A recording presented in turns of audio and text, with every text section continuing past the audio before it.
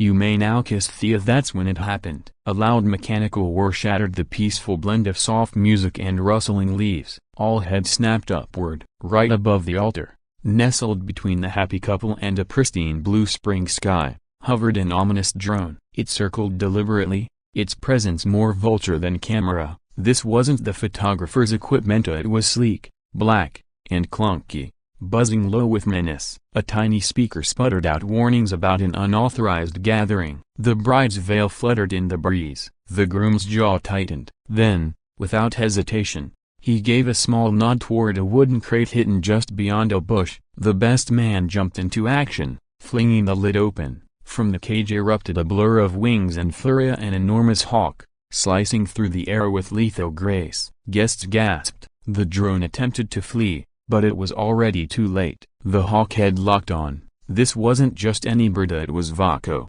trained for high-altitude rescues, sharper than a scalpel, and currently in full intercept mode. Did that just happen? The bride whispered. Without looking up, the groom answered, she brought drones. I brought justice. 3 weeks earlier, Melissa hadn't even dreamed of a backyard wedding. She'd always pictured chandeliers, towering floral arrangements, and a grand venue. But Jake had other ideas. His family farm had charm. There was a lake, a towering oak tree straight out of a storybook, and most importantly, it was far enough from the city to avoid dealing with homeowner association red tape, or so they thought. Melissa, a middle school art teacher with a passion for watercolor and glitter pens, never expected to fall for someone like Jake. He trained birds of prey for emergency response teams and spent his weekends teaching survival skills to kids. She wore cardigans and painted sunsets. He wore flannel and handled talons, but they made each other laugh every day, and their love was quiet, strong, and very real. Planning the wedding had been surprisingly simple. They invited only those closest to them, built a small platform beneath the oak, ordered food from a BBQ truck, and lined hay bales for seats. Jake even crafted a custom perch for Vaco, and naturally, the hawk would be part of the ceremony. Everything was lining up perfectly until Karen found out. She hadn't been invited. She wasn't supposed to know, but in a town this small, information flowed faster than sense, and Karina, the self-declared empress of the HOA, had eyes everywhere. Her friend Denise, who happened to be Melissa's hairdresser, let it slip during a trim. Within the hour, Karen abandoned her spin class and appeared at Jake's property like an avenging bureaucratic spirit. She didn't knock, as she never did. She strutted into the backyard with the confidence of a queen, pearl sunglasses perched atop her head like a tiara. Right behind her, clipboard in hand, was Krega, the HOA's most loyal but least effective enforcer. This is a public event, Karen declared, stepping squarely onto the aisle runner Jake had just finished laying. There are rules, guidelines, and protocol. Jake, ever the gentleman, reminded her calmly that the farm was outside HOA jurisdiction. Karen pretended not to hear. She jabbed a finger at Vaco's perch. And what is that? You're planning to have a wild predator at a wedding? Melissa tried to explain that Vaco was professionally trained, certified, and safer than most neighborhood pets. But Karen wasn't there to understand. She was there to impose order. By the time she left, she'd proclaimed the wedding an illegal gathering in shared HOA airspace and promised to escalate. Craig snapped photos awkwardly behind her. That evening, while Melissa strung fairy lights, a drone buzzed low over the yard. Jake stood under it, arms folded, eyes locked on its slow, deliberate hover. After a few minutes, it zipped away. Is that from the photographer? Melissa asked. Jake shook his head. Karen's probing. She wants to see how far she can push before we push back. Melissa wanted to brush it off, but Karen didn't. The drone returned the next day. At first, it simply observed. Then, it started broadcasting recorded messages. This is a restricted area, or, this event is not HOA compliant. Friends and family helping with setup grew uneasy. One cousin waved a rake at it. Another managed to knock it briefly off course with a foam bat. Karen responded by filing noise complaints and even tried to report Jake for keeping livestock too close to a residency, though the only livestock was a sleepy goat named Walter who mostly lounged under the porch. Jake stayed calm. Too calm, Melissa thought, until she caught him assembling a launch post near the altar. What are you doing?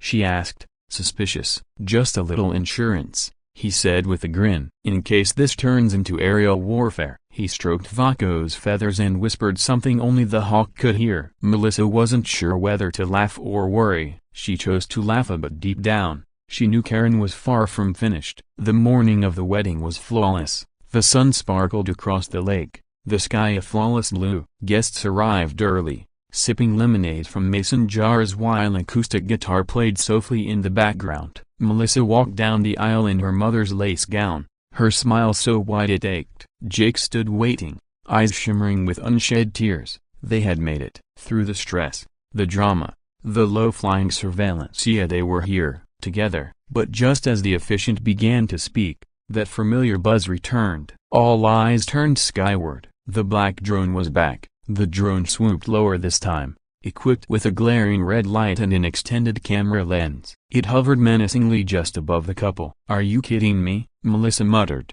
clutching her bouquet like a shield. Jake's expression remained unreadable. He gave a simple nod. The best man stepped to the side and flung open the smaller cage. Like lightning wrapped in feathers, Vaco shot into the sky. He didn't pause. He didn't stray. The hawk sliced through the air with unflinching focus and honed instinct. The drone jerked and spun in a panic, trying to ascend, but it was too late. With pinpoint precision, Vaco struck. There was a loud crack, a screech of spinning metal, and then the drone dropped like a stone, crashing just shy of the dessert table. The crowd erupted into cheers. Applause rippled through the field. Someone shouted, "That's how birds are, SVP." Melissa turned, eyes wide. "Did you actually train him for this?" Jake gave a casual shrug. "He knows a threat when he sees one." The officiant cleared his throat, unfazed by the chaos. "You may now kiss the bride." They kissed as the drones remained smoldered in the grass nearby, and above them,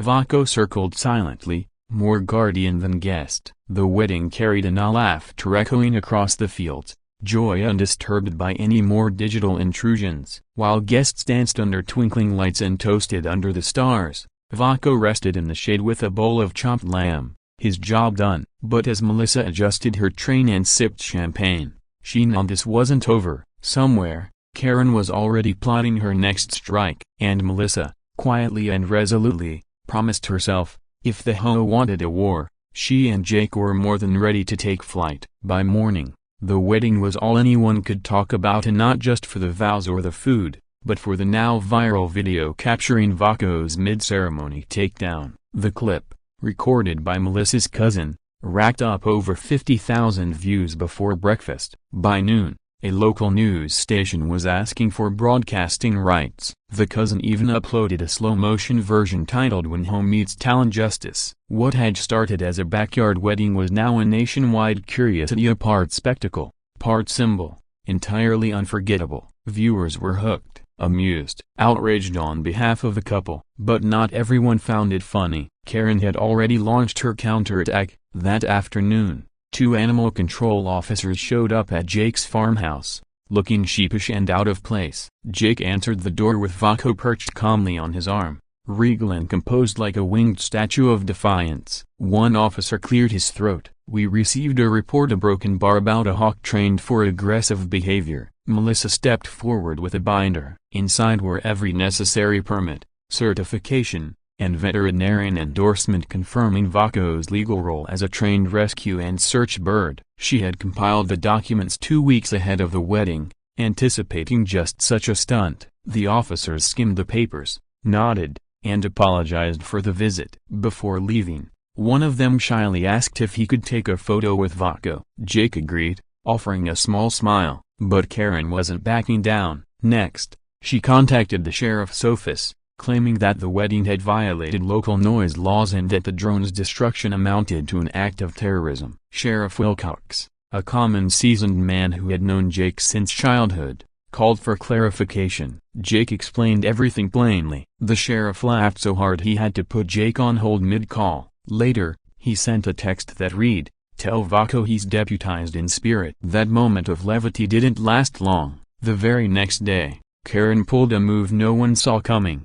She convened an emergency HOA board meeting and pushed through what she dramatically named the Bird Ban Ordinance. It passed with alarming speed, fueled by a mix of under-the-table incentive wellness vouchers, free landscaping perks, and a few conveniently timed pool filter upgrades. The new rule stated that no non-domesticated avian species capable of autonomous flight would be allowed within HOA-governed airspace. The language was vague, the tone overly legalistic. The implication? Ridiculous. Karen was essentially trying to outlaw birds within a 10-mile radius under the thin guise of HOA regulation. Melissa stared at the printed ordinance in disbelief, as though it had been pulled from a satirical news site. Jake read it twice, expression unreadable, then quietly opened a new document on his laptop. It's titled, Counteroffensive. Meanwhile, the HOA Facebook page had turned into a digital war zone. The comment section was ablaze, divided between Karen's shrinking circle of loyalists and an increasingly vocal group of residents tired of her antics. A photo of Karen standing beside her downed drone, bits of hummus on her shirt, and debris at her feet had become an instant meme. One caption read, "She aimed for control and got chicken salad." Another simply said, "Drone attack, level Karen." The more people laughed, the more desperate Karen became, and Craig, her ever-faithful clipboard-carrying lackey, was right beside her, ready to escalate. Craig, ever the loyal minion, posted a community-wide HOA bulletin warning that any future hawk-related aggression would lead to fines, surprise property inspections, and possible bans from neighborhood events. Melissa, officially out of patience with the passive-aggressive power games, logged into TikTok. She didn't rant, she didn't yell, she simply sat in front of the camera with calm determination. Vaco perched silently behind her, every bit the composed sentinel. She outlined everything of the harassment, the ludicrous ordinance, the fine Craig had audaciously taped to their fence. The video was clear, firm, and titled, "Birds aren't illegal, Karen is." Within hours, it blew up. Views multiplied by the minute. Comments poured in from across the country of people who had faced power-hungry HOA boards and understood the deeper issue. It wasn't just about a hawk anymore. It had become about standing up to petty tyranny. Then, a twist no one saw coming. Melissa's cousin Sam, who worked in the city's permit office, forwarded her a document that had accidentally been CC'd to his inbox. What he sent was explosive. A scanned agreement between the HOA and a private drone surveillance contractor. The contract, dated 4 months prior, detailed a plan to deploy commercial-grade drones across the neighborhood for aerial monitoring. The wedding had been a test run. Karen's true plan was exposed. The drone wasn't just an annoying stunt, it was part of a surveillance rollout disguised as security, and Karen was set to personally profit from the scheme. She was listed as the owner of a shadowy consulting firm involved in the implementation. Sitting at the kitchen table, Melissa and Jake read the contract in stunned silence. Then Melissa stood and said, "We're not just going to fight this, we're going to expose every feather of it." They got to work. They pulled together everything: drone crash footage, home meeting notes, screenshots of Karen's over-the-top Facebook posts, the ordinance text, and the surveillance contract. Melissa edited the material into a sharp, fact-driven video and uploaded it under her now-growing social media handle, @FeatherRedNg. The video closed with a dramatic shot of Vaco perched against a blazing sunset. Overlaid text read, "When the sky becomes a battleground, make sure you've got wings." It went viral. News outlets picked it up. Reporters began calling. A morning talk show invited them to speak. Jake declined, happy to stay behind the scenes, but Melissa agreed, bringing Vaco along, perched proudly beside her. The segment aired nationally.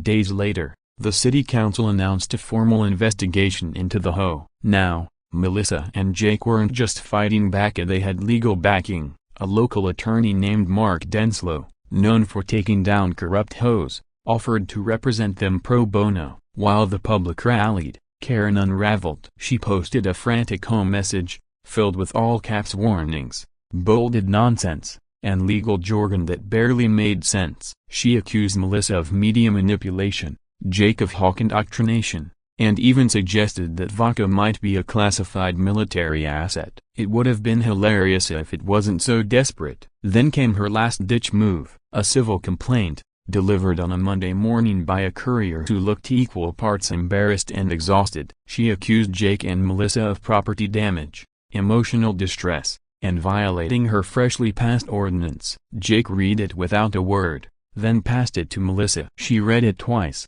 then turned to the window, where Vaco was circling peacefully above the lake. "It's time she finds out what real damage looks like," she said. This next phase wasn't about drones or petty fines anymore. It was about exposing the truth and making sure Karen couldn't hide behind paperwork and HOA bylaws. Melissa sat down with her coffee, her laptop glowing. The civil complaint lay beside her like a gauntlet throne. It was full of self-important legal fluff and signed with Karen's signature flourish, as if she were royalty of Holland. Jake read over it again, calmly. "She's accusing us of initiating aerial warfare," he said, blinking, "and of causing emotional collapse through hawk-based trauma." Melissa stared at him.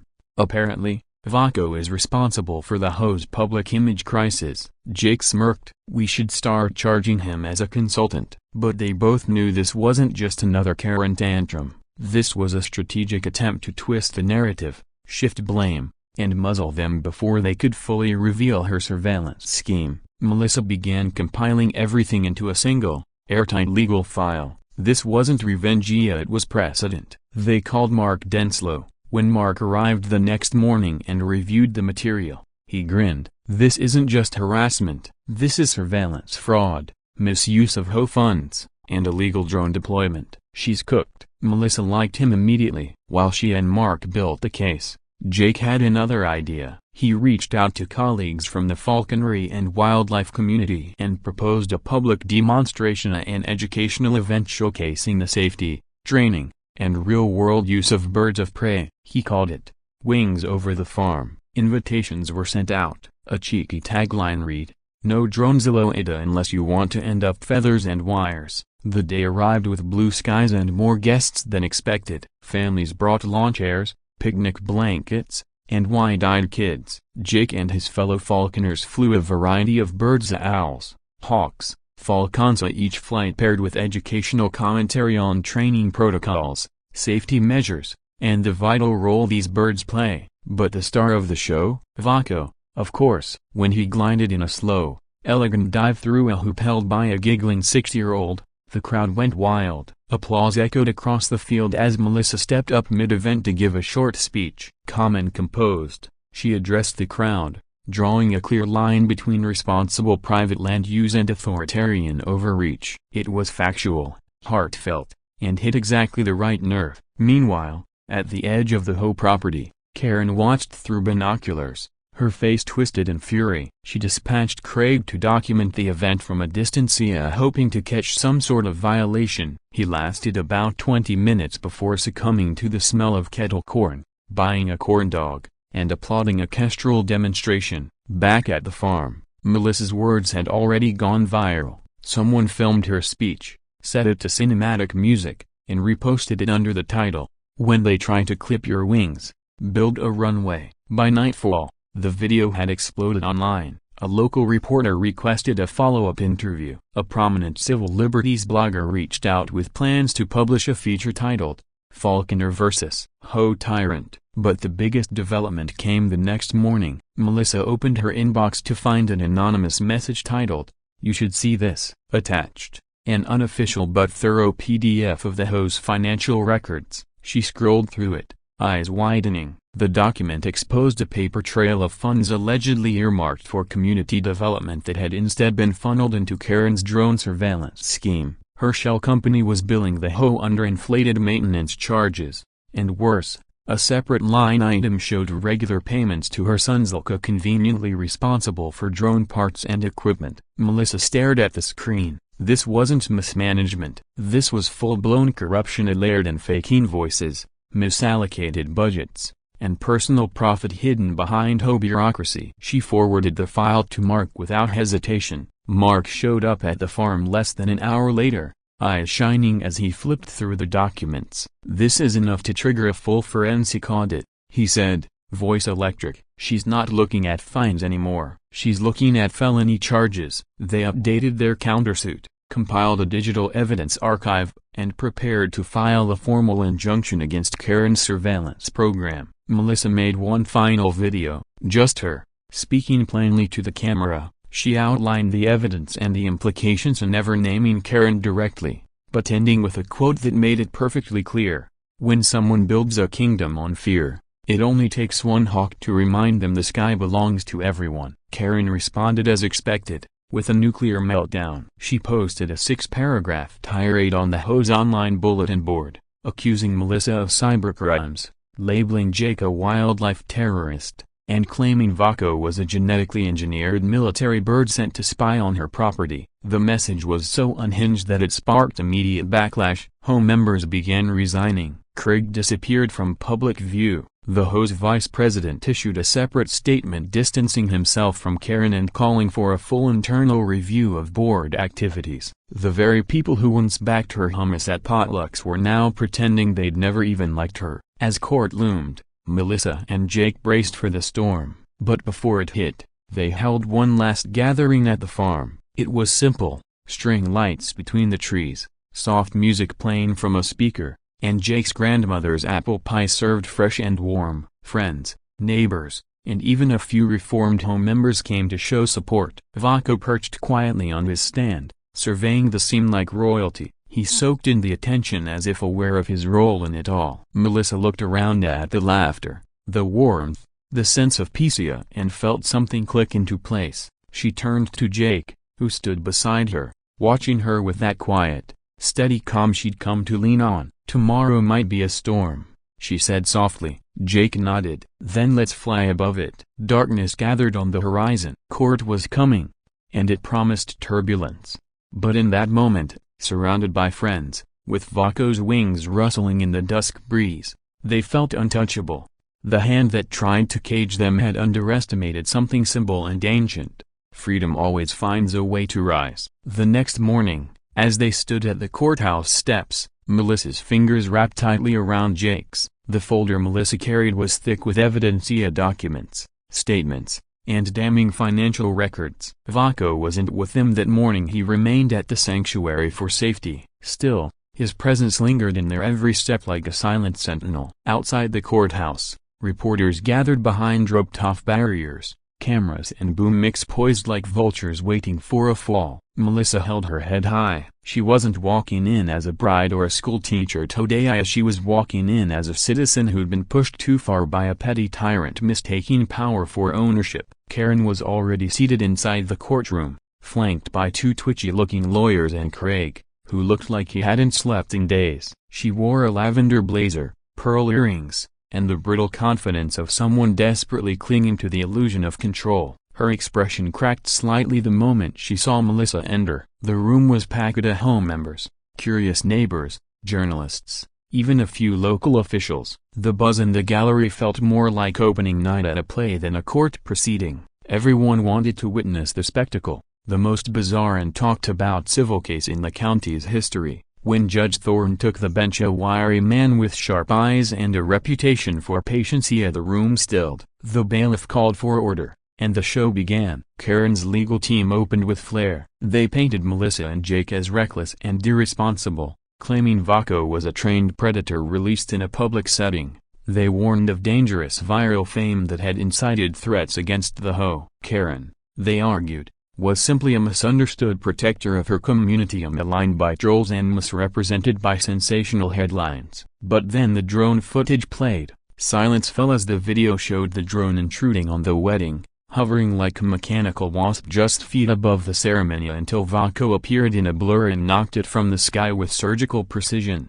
Laughter broke out when the video paused on Karen's frozen expression. Mid-gasp, Judge Thorne smothered a grin and called for order twice. Then Mark took the floor. With calm authority, he bypassed the wedding entirely and began at the root, the contract. Using a projector and a pointer, he laid out a meticulous timeline starting with the shell company Karen had quietly created. He showed the paper trail, forged votes, siphoned HOA funds, inflated service fees. Slide by slide, invoice by invoice, the defense unraveled Karen's entire operation. When he finally displayed the anonymous financial leak linking direct payments from the HOA to Karen's son's drone parts company, the air seemed to vanish from the room. Karen sat frozen, hands trembling. Her attorney objected, calling the files illegally obtained. But Judge Thorne ruled the documents admissible, citing public interest and corroborating records obtained legally since. Then Melissa took the stand. She answered every question with steady composure. She recounted the harassment,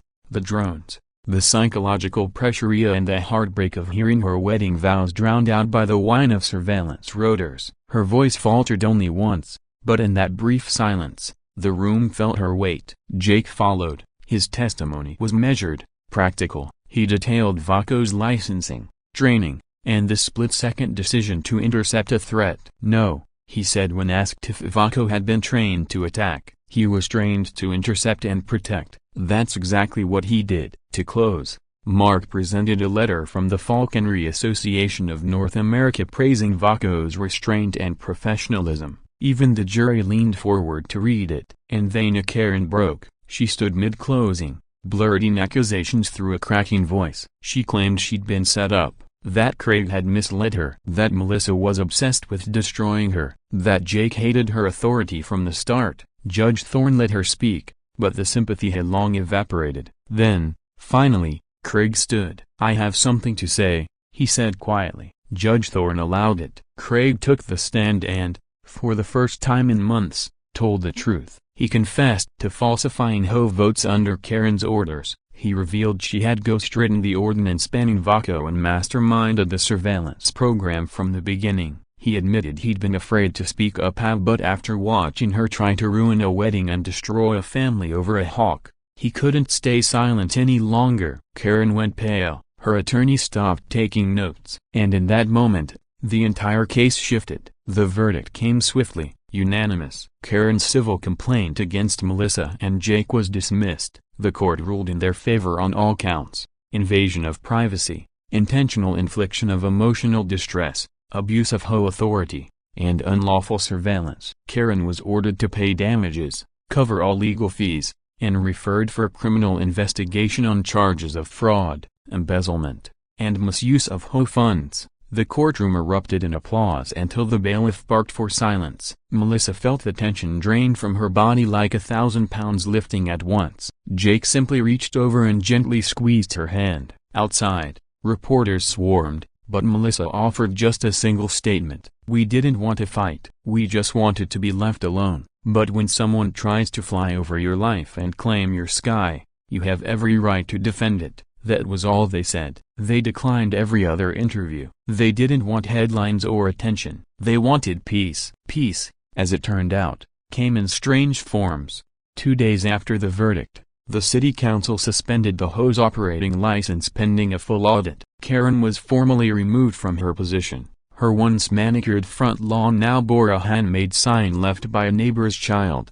Drone Queen grounded. Craig resigned and moved out of the HOA's jurisdiction entirely. He sent Jake a handwritten apology along with a coffee shop gift card. Melissa and Jake celebrated quietly at home with their family. They gave Vaco a new leather dress engraved with the words, "Defender of the Vows." The ordeal had taken them through absurdity, stress, and courtrooms, but it had also revealed something unshakable between them. They hadn't just stood together at an altar, they had stood against someone who didn't know how to lose, and in doing so, they had risen, together. That evening, as the sun dipped behind the horizon, they sat on the porch swing. Vaco glided overhead, his wings catching the light like a kite set aflame. Jake wrapped an arm around Melissa and whispered, "Told you it'd be a wedding no one forgets." She laughed softly, resting her head on his shoulder. "Next time," she said, "we get married in a cave." Jake grinned. "Only if the bats are properly licensed." They joked,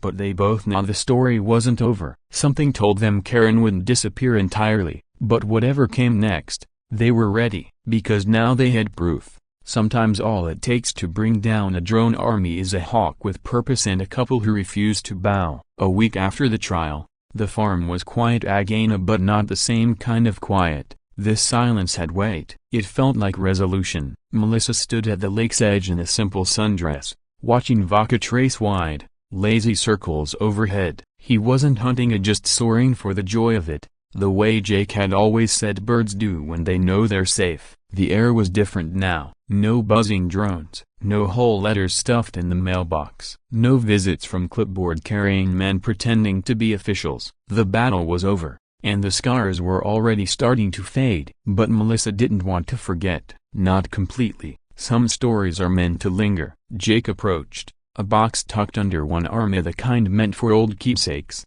things too strange or important to throw away. He set it on the grass beside her. "Found this while clearing out the back shed," he said. "Thought you'd want to see it." Inside were printed news articles, screenshots of viral posts, even a still frame of the exact moment Vaco intercepted the drone midair. There was the wedding guest book, too, full of scribbled notes like, "Best vows ever," especially the bird part. "Next time, invite the hawk to the reception too." Melissa smiled as she flipped through the pages, each one a chapter from a life that almost didn't get to happen. Then she found the letter. It was postmarked just 3 days ago, addressed to her. The handwriting was stiff, hesitant, but unmistakably Karen's. Melissa opened it and read aloud. "Dear Melissa, I suppose it's pointless to say I regret how things unfolded, but I do. I never planned for it to go so far. I just wanted order, and I let control be mistaken for care. You and Jake stood up for something I didn't understand until it was too late. Maybe someday people will forgive me. Until then, I'll be cleaning bird cages. And I've started to think maybe I deserve to. Sincerely, Karen." Melissa blinked at the last line. She read it again, searching for sarcasm or venom, but found none. Just exhaustion, and maybe broken bar the start of something real. For the first time, there was honesty. Jake leaned forward, eyebrows raised. "Is she actually working at the sanctuary?" Melissa nodded slowly. "According to this, yes." Court-assigned community service. Jake let out a breath, a half amusement, half disbelief. "Poetic." They sat in quiet for a moment before Melissa asked, "Do you think people like her ever really change?" Jake didn't answer right away. Instead,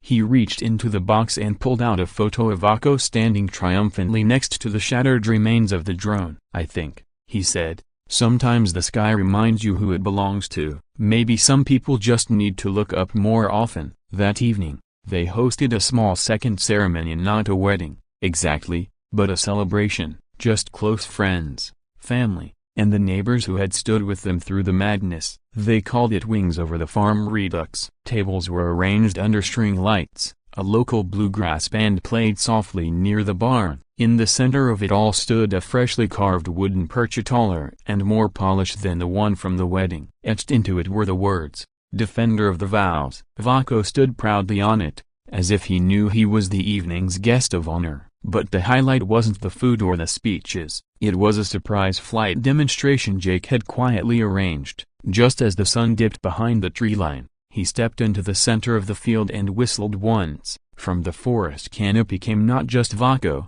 but 4 other trained birds from the sanctuary. They soared in formation across the fading sky, looping, circling, and diving in perfect unison. The crowd gasped, applauded. Phones came out to capture the spectacle. Melissa stood beside Jake, her heart swelling, and not with pride, exactly, but with something deeper, relief, the kind that settles only when a long storm finally breaks. Later, after the last guest had gone and the stars had claimed the sky, Jake and Melissa sat by the fire pit, hands wrapped around warm mugs of cider. The flames crackled. Vaco roosted nearby, eyes half-lidded. Above them, the night sky was clear, no buzzing, no surveillance, just stars. Melissa leaned against Jake's shoulder.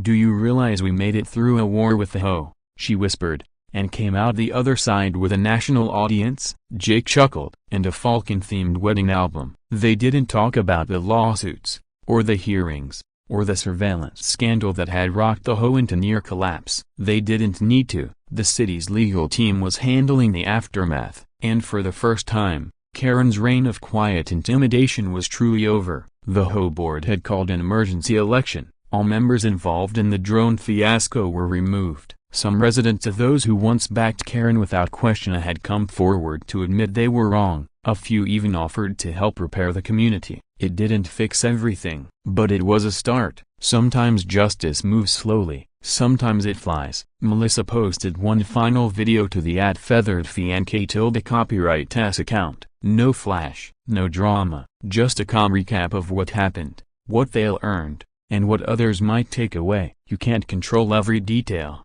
she said near the end, "but you can protect what matters most, even if it means calling in backup with Wings." The post trended for a few hours. Then, like most viral stories, it faded. Melissa didn't mind. She was ready for quiet. In the weeks that followed, Jake returned to his work with local youth programs, teaching kids about wildlife, survival, and respect for the natural world. Melissa went back to her art classroom where her students now affectionately called her Miss Falcon. One of them drew a cartoon of Vaco in a tiny judge's robe. She laughed so hard, she framed it and hung it by her desk. Occasionally, people stopped them in town, recognizing them from the story. But those moments became fewer and friendlier. The spotlight dimmed and with it, the pressure. Then one afternoon, a package arrived. No return address. Inside was a leather-bound journal, a brand-new hawk glove embroidered with the initials J.M.,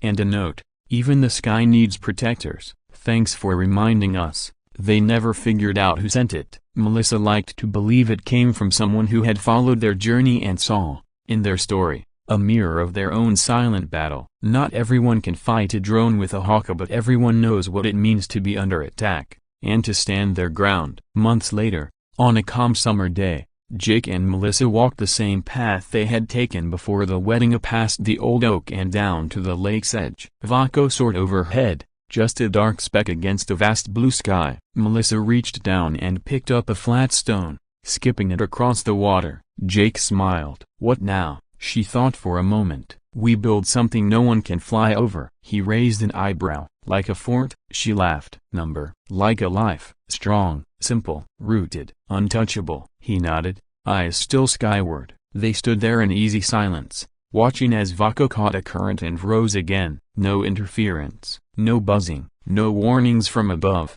just air, freedom, and the quiet pride of two people who had proved that no matter how absurd the fight or how small the battlefield, the courage always finds the light. And when the sky turns hostile,